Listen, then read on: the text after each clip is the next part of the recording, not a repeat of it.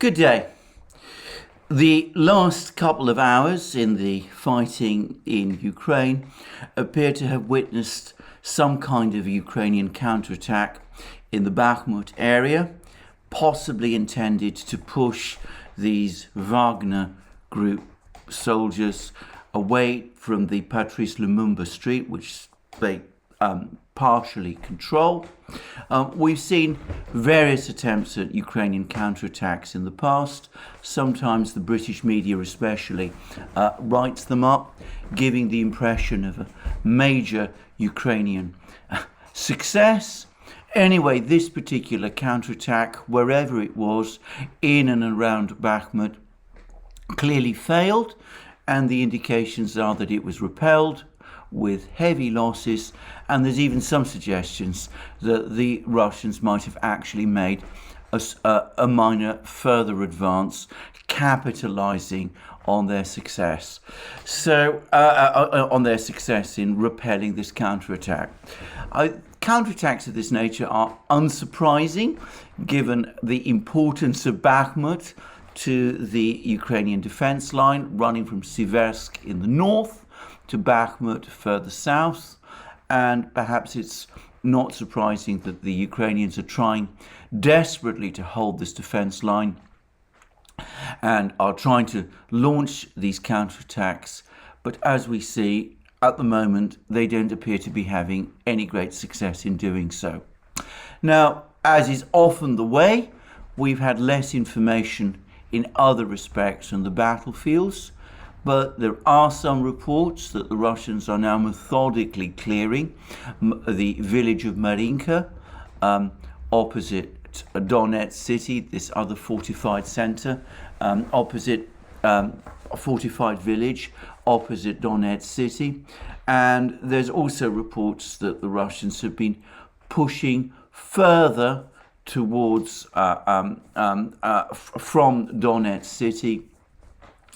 And the way that the fighting seems to be happening around Donetsk city, it looks like it's becoming increasingly coordinated by the Russian command with their advance further south towards the town of Ugledar.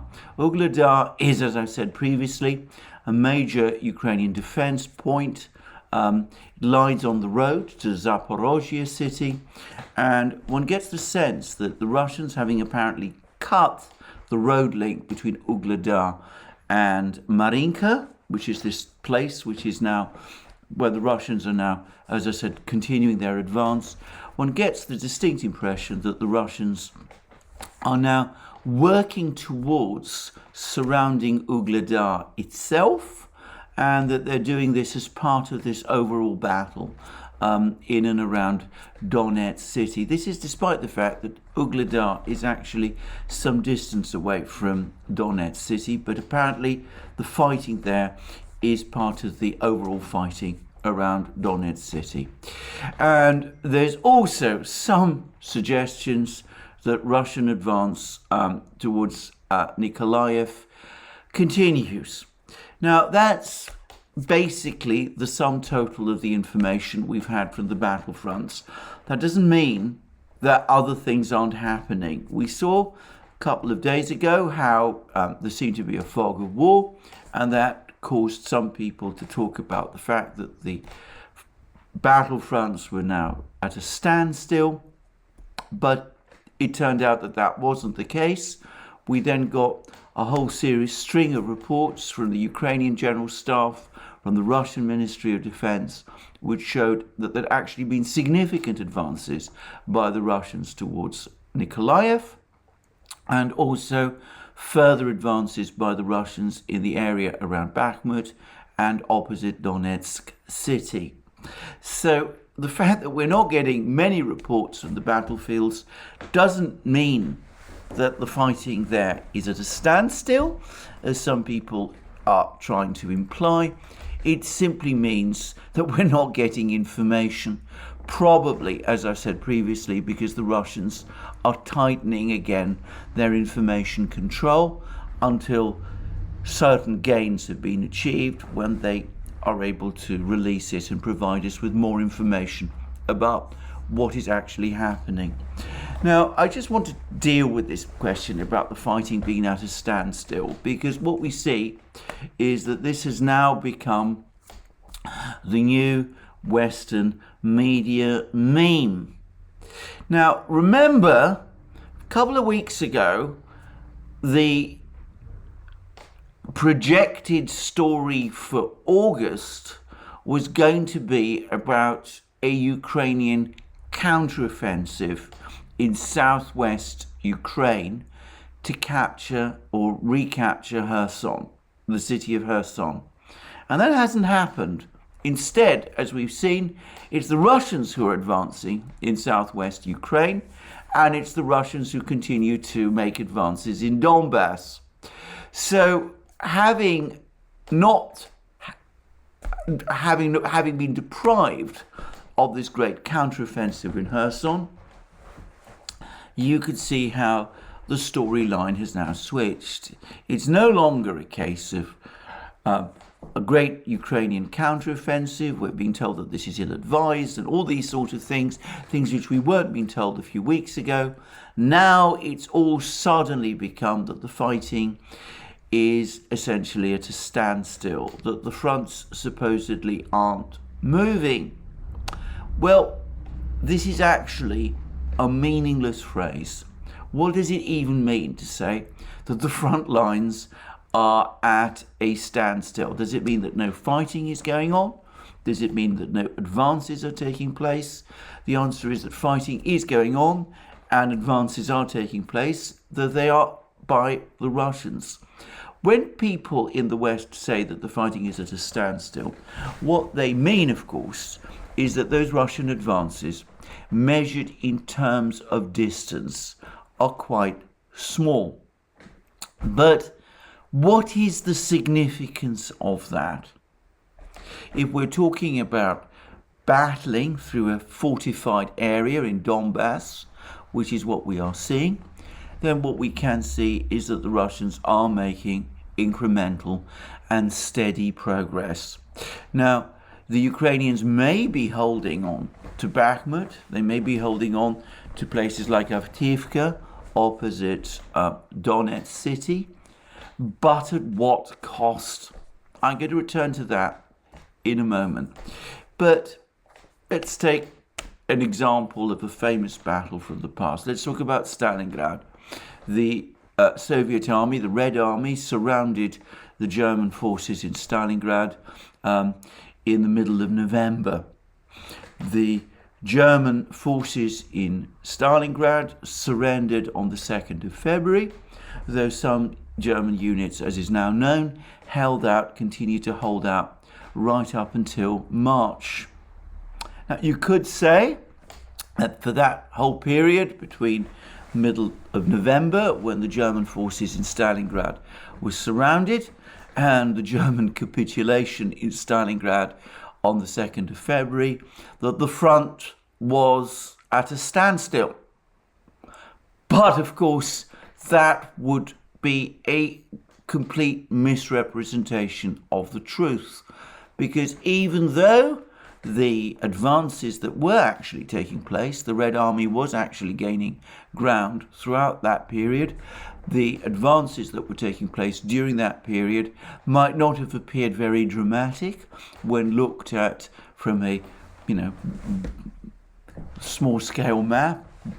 The fact was that the German army in Stalingrad was being steadily starved of ammunition, of supplies, and its whole position was being rendered untenable. And it seems to me that if we apply that kind of understanding to the events in Donbass, we can see what is the parallels are fairly similar. Now, I've used the comparison with Stalingrad, not by chance, because if you remember in a discussion I had, in a video I had made a couple of weeks ago, a few days ago rather than weeks ago, I discussed a long article in the Marine Corps, the US Marine Corps Journal, by someone called Marinus, obviously a US Marine officer. I'm not going to try and speculate as to the identity of this individual. By the way, I've seen various attempts by various people to do so, but he gave a very different account of the fighting in Ukraine from the kind that you will find in most Western media. And bear in mind, he was writing for a military journal. And of course, he specifically compared the fighting in Donbass to Stalingrad. So this is a comparison, as I said, that I was led to. In both cases, it's siege warfare. It's an attempt by a encircling force, or a partially encircling force, to break down the defenses of the defender, a defender who has taken positions in a heavily built up area and who is resisting and achieving victory, breaking the resistance of that defender, is an incremental and attritional process. But if we go back to what happened in Stalingrad, when that surrender did eventually take place on the 2nd of February, well, of course, the entire German position in and around Stalingrad collapsed, and the Red Army gained perhaps its most famous victory of the Second World War. So this is the point about attrition. Attrition is incremental, it's painstaking.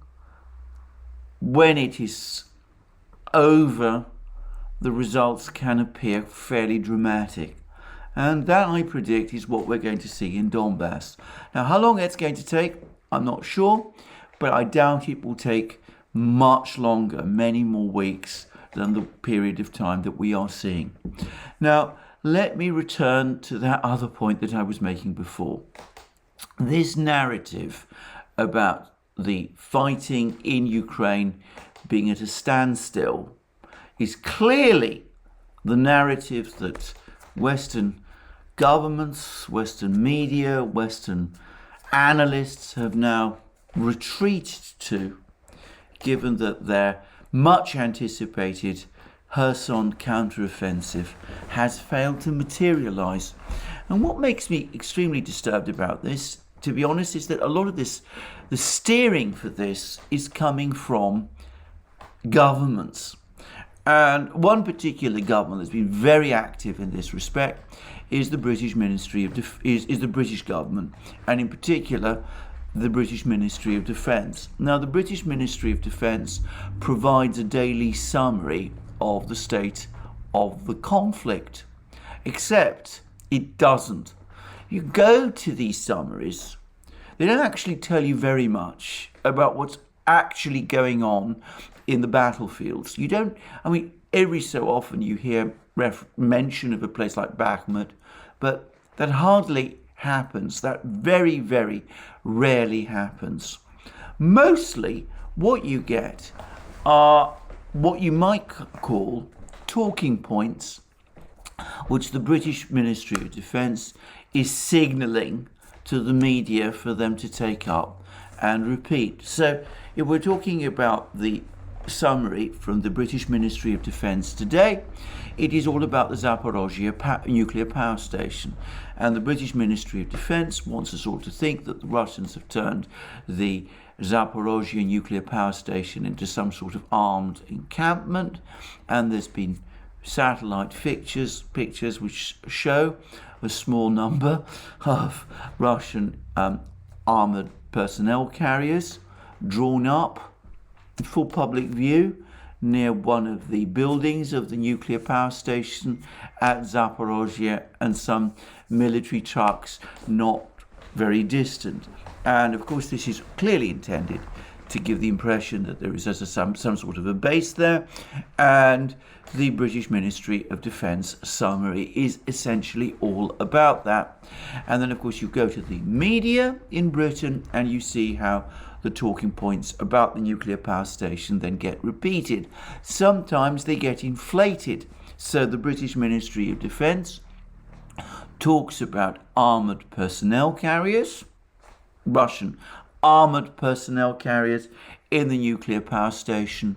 You then go to the Daily Telegraph and you read instead about tanks, an entirely different type of military vehicle, a military vehicle that is completely different from an armoured personnel carrier. Even I, not a military expert, have always known that.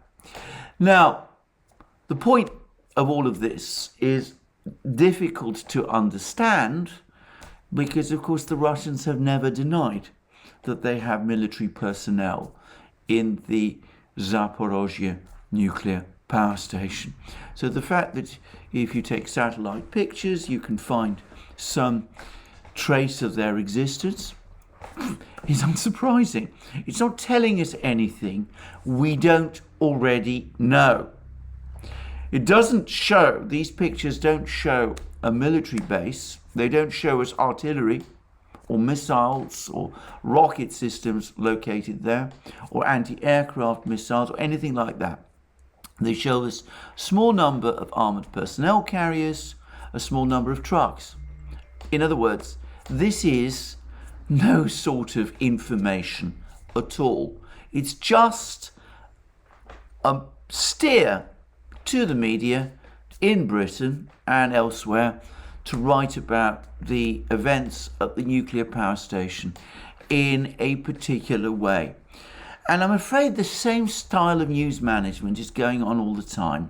And it is becoming, for me, deeply frustrating to see this. And it's also very frustrating to see how the media in the West follows this line.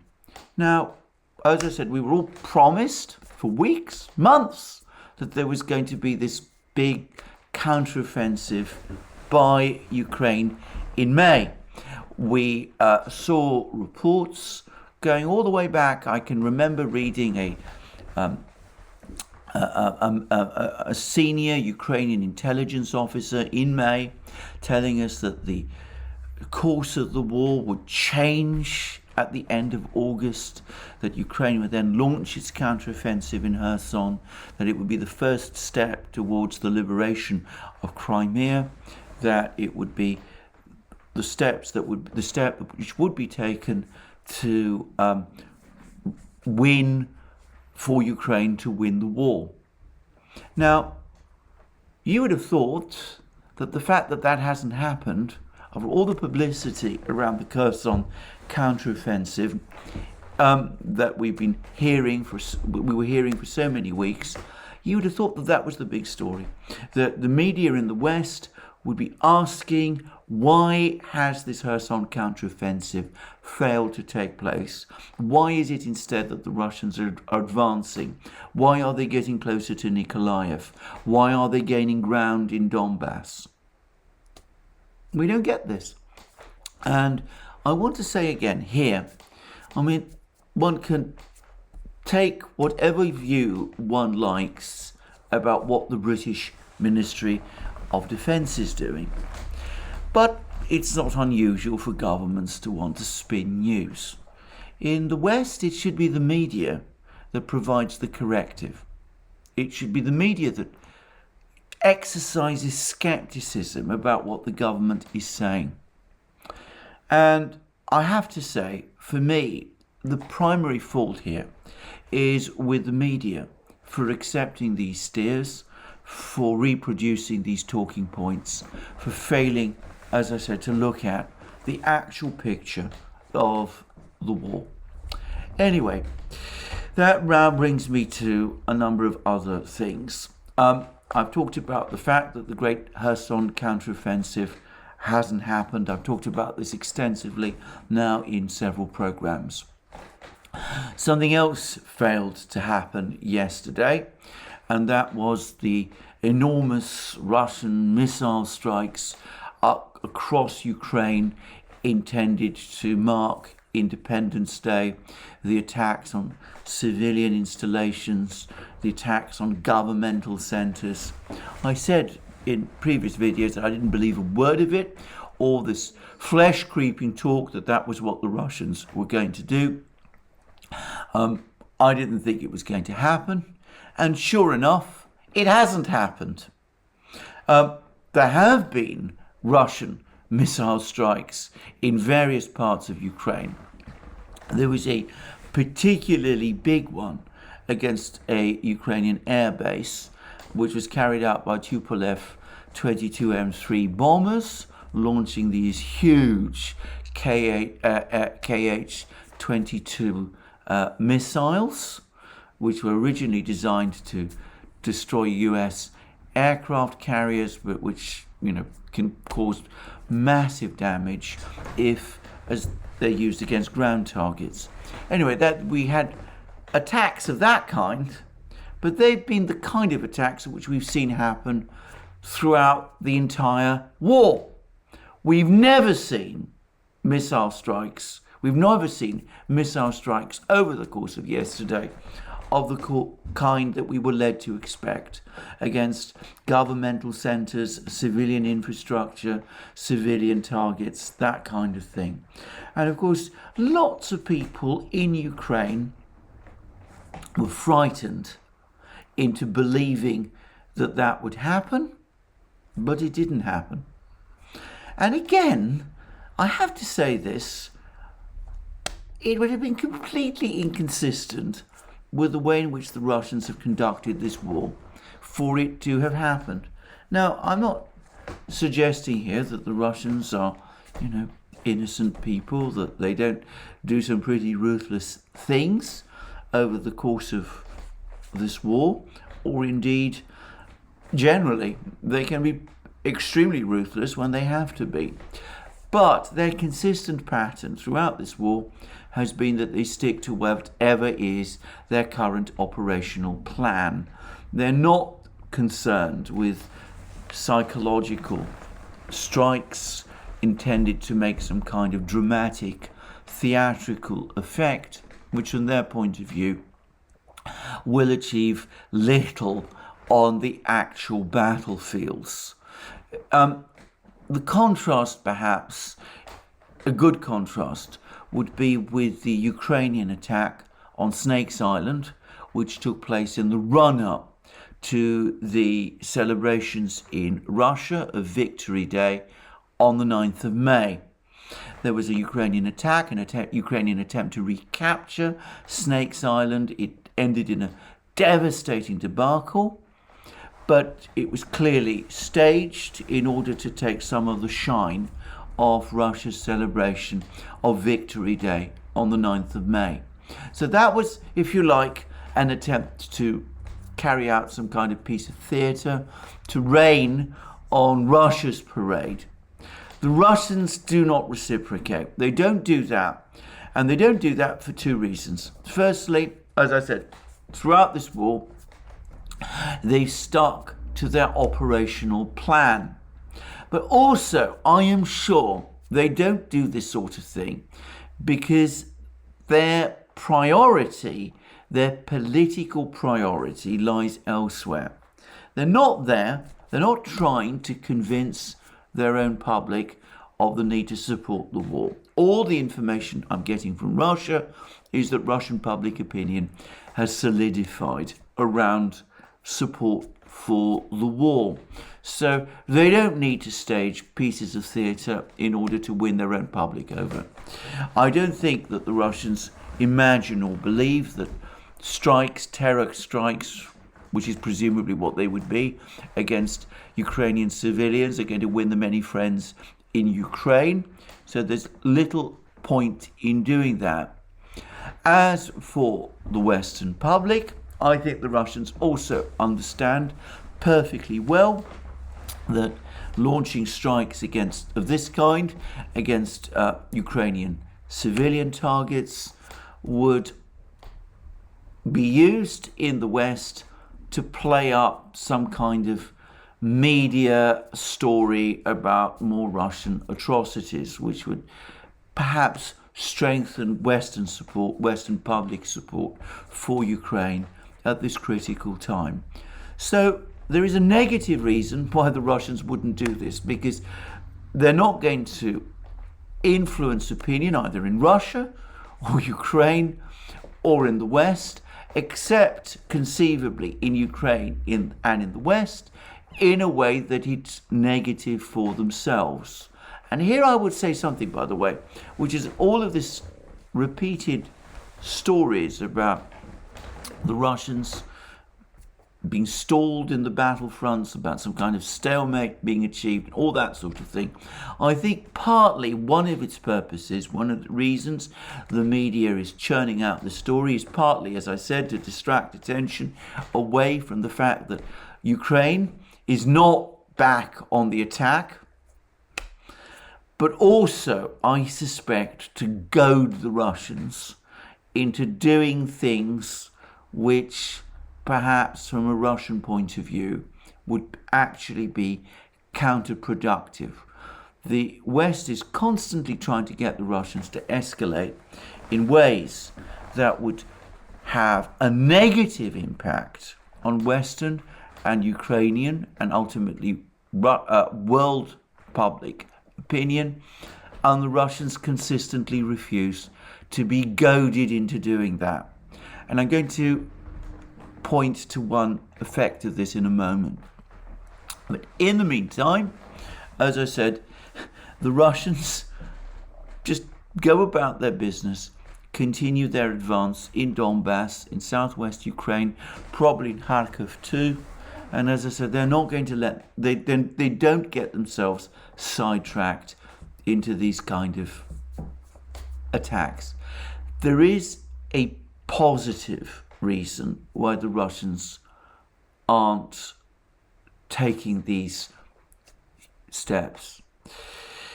And this is that there is an opinion, a public opinion, a global public opinion outside the West, outside Russia, outside Ukraine. That global public opinion is across what might be called the global South. Now, it's not widely appreciated in the West that the Russians have been winning the argument here, hands down. And we had a dramatic illustration of this at the United Nations. The Western governments attempted to organize a statement signed up by member states on the 6-month anniversary of the start of this conflict, which would be sternly critical of Russia. They were only able to get 58 countries, however, to sign up to this, and most of these are either Western states or very firmly Western aligned states. More than 2/3 of the countries that make up the United Nations, they failed to sign this document. Now contrast that with the situation at the start of the war, when around 140 states voted in the General Assembly to criticize Russia for its attack on Ukraine. The very measured way, I'm going to come back to measured carefully because this is a very conditional word, but the very measured way in which the Russians have been conducting this war, not carrying out these massive strikes on civilian infrastructure, moving quietly, incrementally, it's gradually won round more and more of international opinion outside the West. Support for the Western position on Ukraine has been dwindling. This is something, as I said, that is not widely reported in the Western media, but one is increasingly getting the sense that more and more countries around the world are becoming increasingly receptive to the message that the Russians are sending out, that this was a war that was forced upon them, that it was caused by Western breaches of faith, the West's decision to expand NATO eastward, despite promises to the contrary, which were given to Russia, to the Soviet Union at the end of the Cold War, and also because of Ukraine's and the West's failure to implement the Minsk agreement, and that in Russia, in waging this war, is not only defending itself, but by undermining the multipolar system, by undermining the globalist order, is ultimately waging a war on behalf of the global South. This message is one that the Russians are pushing out continuously. And the fact that they're going about this war in the way that they are wins people over. They show that they're not out to create massacres, to destroy infrastructure, to do all of these things. Again, I'm going to qualify all of that in a moment, but it gives an impression of restraint, and that is one, as I said, that around the world is meeting an increasingly receptive audience. Now, I'm going to have to say something because, of course, this is a war. And when I say that this is a measured response, it needs to be understood that it is only measured in certain very, very limited ways. This is a war. And it is a war in which people are being killed, and they're being killed in enormous numbers and in gruesome ways. Now, I was listening yesterday to another report on the Military Summary channel. It's one of those places, everybody, all of us who try to get a granular understanding of what is going on the battlefields, we all turn to it to find out what is going on the battlefields. But the person who runs the Military Summary channel, Dima, who by the way has given us an interview on the Duran, he described a conversation he had, a telephone conversation with a friend of his who is Ukrainian. And this friend told him that a relative, either a brother or a brother-in-law, at the start of the war, joined the Ukrainian army to fight against Russia. And at some point he was posted to Donbass. And after a long period when this person was out of touch with his family, it turned out that he was in hospital. He found his way into a hospital, and he finally did contact his family. Now, from what I was able to understand, this person was wounded in some way. But when speaking to Dima's friend on the telephone, he said that the situation in Donbass is hell. And he begged Dima's friend, his brother or brother-in-law, to find some way to get him out of the fighting in Donbass. And brother or brother-in-law did what he could, tried to contact various Ukrainian military officials, but apparently this was unsuccessful. And once this person has recovered, he's going to be sent back to Donbass. And appallingly, apparently, this individual then told Dima's friend, his brother or brother-in-law, that if he is going to be reposted to Donbass, then he feels that he's going back to certain death, and that it might be better, in light of that, for him to take his own life, because doing so would at least mean that his parents would have his body returned to them, whereas if he was sent into battle, presumably to face the overwhelming power of the Russian artillery and perhaps these terrifying TOS-1 flamethrower systems that the Russians are using in Donbass, that it was far from guaranteed that his parents would get his body back in that kind of way. Now, as I said, that appeared on the Military Summary channel.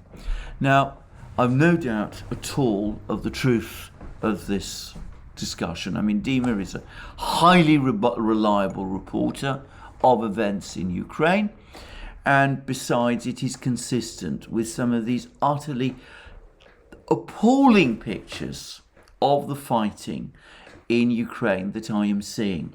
And I want to stress here that the people who are dying, the pictures that I am seeing of the people who are dying in this way are disproportionately, overwhelmingly Ukrainians. It is Ukrainians that are being sent to die in Donbass to hold on to this defense line. I said earlier in the video, I asked the rhetorical question, what price are the Ukrainians paying to hold on to this defense line, to hold on to places like Bakhmut and Avdiivka and Soledar and Marinka and all of these places that we've been hearing about? Well, you can see the price in terms of the report we've just had from this friend of Dima's about his brother and his brother-in-law. And that story is repeated in the hundreds. Now, I've asked this question so many times. I'm almost embarrassed to repeat myself, but I think in light of it, I must.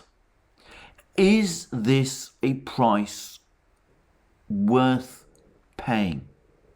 Is it a price worth paying for Ukraine? Now, I'm seeing all kinds of reports about the totality, the total number of Ukrainian battlefield losses. There's a document, another one of these documents, which purports to have been leaked from the Ukrainian military, which claims that Ukraine lost up to 80,000 men killed by the 1st of July. I should say straight away, I give no credence to this document at all.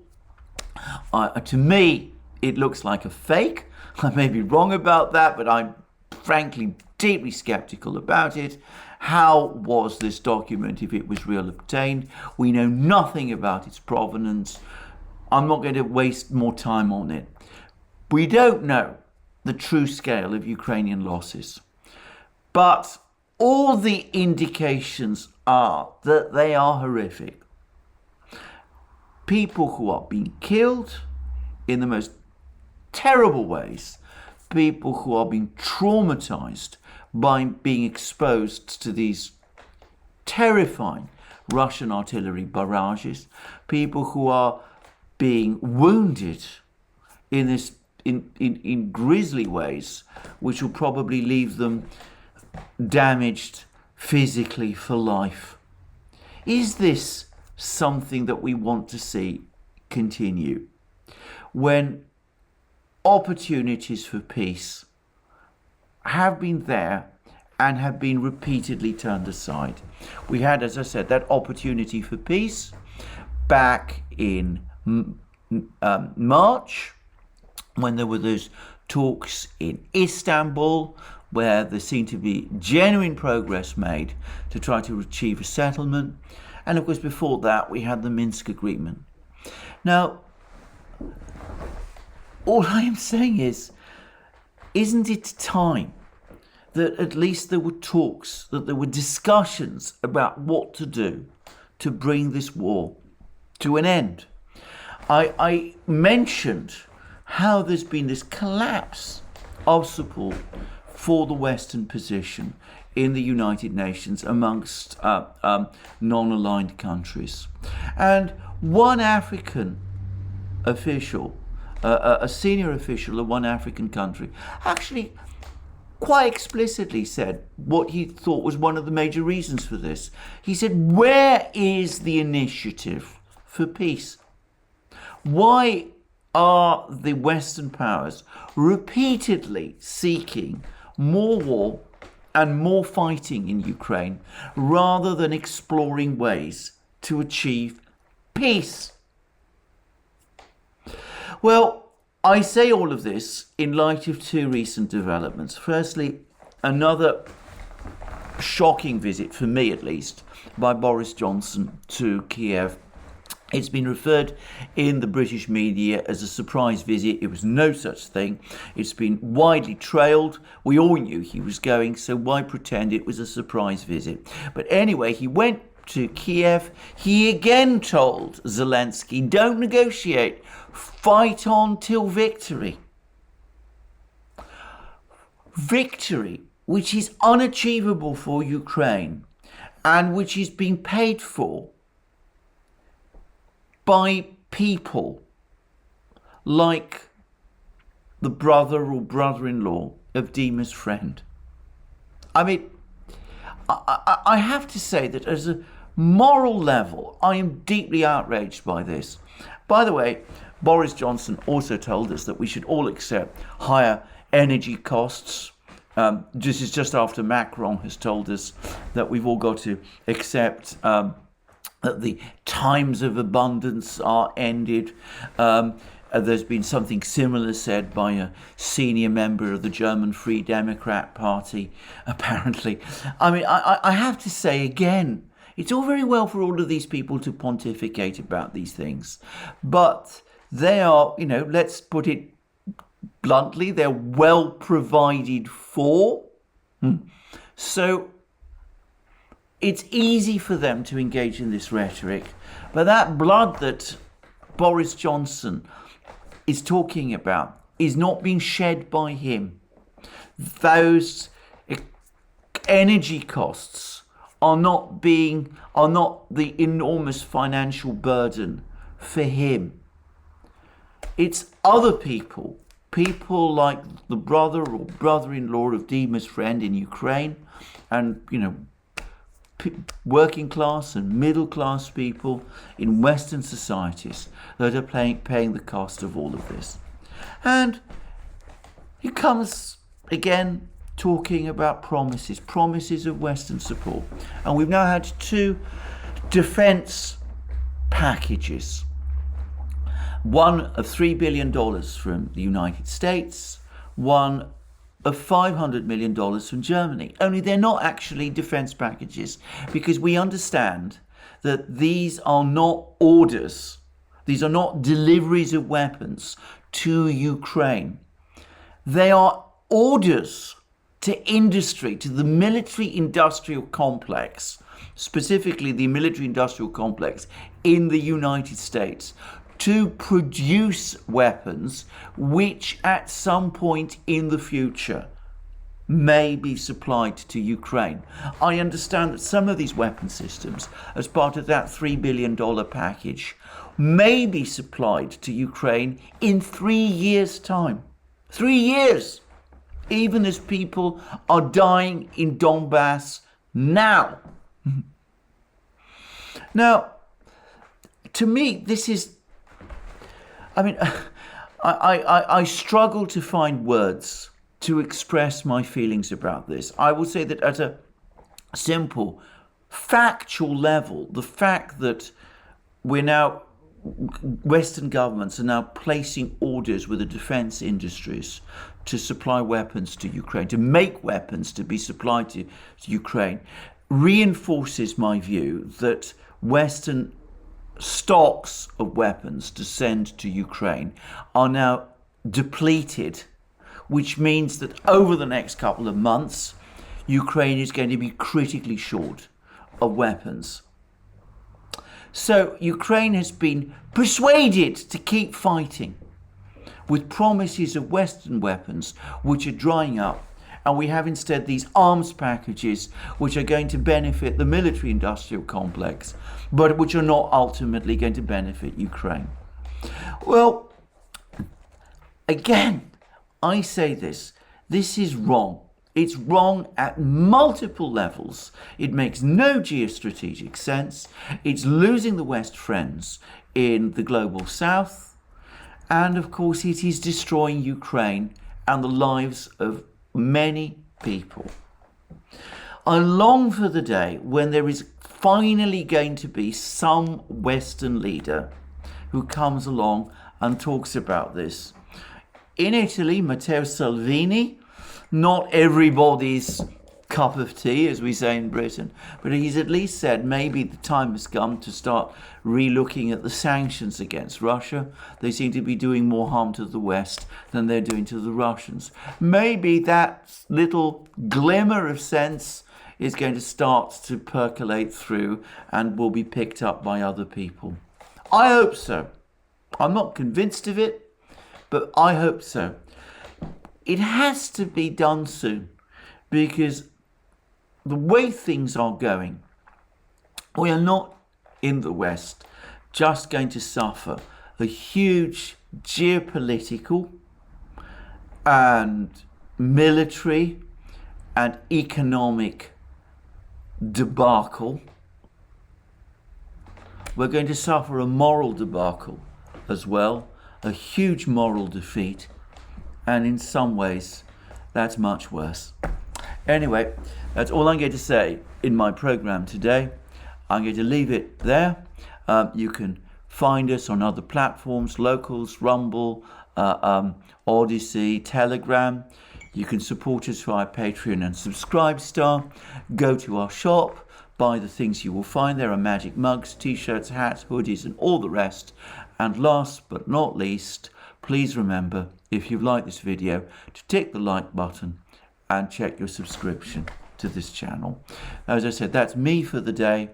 More from me soon, and have a very good day until then.